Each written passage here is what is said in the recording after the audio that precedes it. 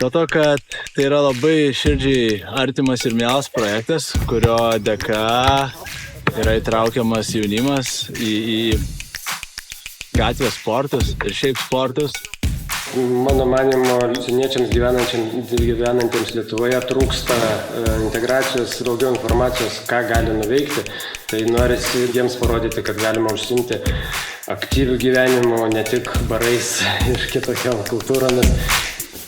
Manau, kad skirtingų kultūrų žmonės gali susitikti tinklinio aikštelėje ir ten susipažinti ir pajusti vienas kitą, per tai ir galim tiesiog smagiai praleisti laiką ir ten galim.